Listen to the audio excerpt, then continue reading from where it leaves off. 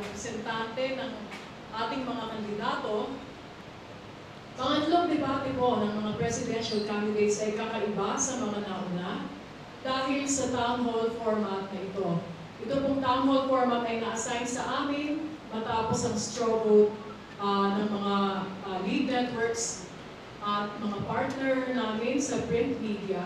Ang town hall format na ito ay magiging interesting, may konting excitement din dahil yung pong mga kababayan natin na galing pa sa iba't ibang bahagi ng Pilipinas ay pinyahe po namin dito sa Pangasinan para personal at direktang makausap at makapagtanong sila sa mga kandidato na nanliligaw sa kanilang mga boto.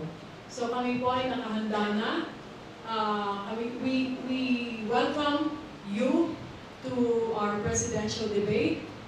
We have made arrangements for media as well as for national as well as local media to be able to witness this historic event, especially being held in this lovely city of Dagupan.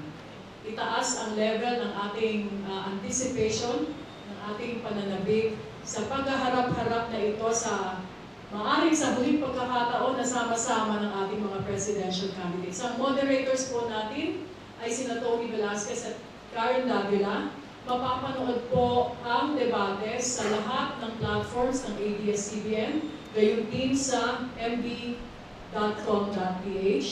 Makikita rin po ito sa TFC, the Filipino channel, at magla-livestream po sa ABS-CBN-News.com, I1 TV at iba pang ABS-CBN properties.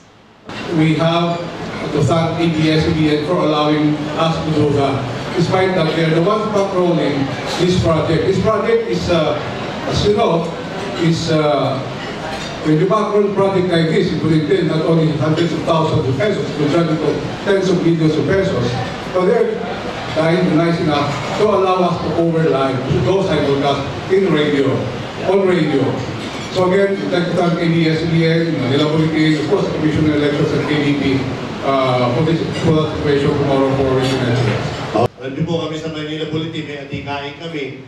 Ngayon po, hindi lang hinihikayat yung ating mga kababayan, lalong-lalo na mga kabataan, na bumoto at makilahok sa makasaysayan ng importanteng gawain ito na ating eleksyon 2016.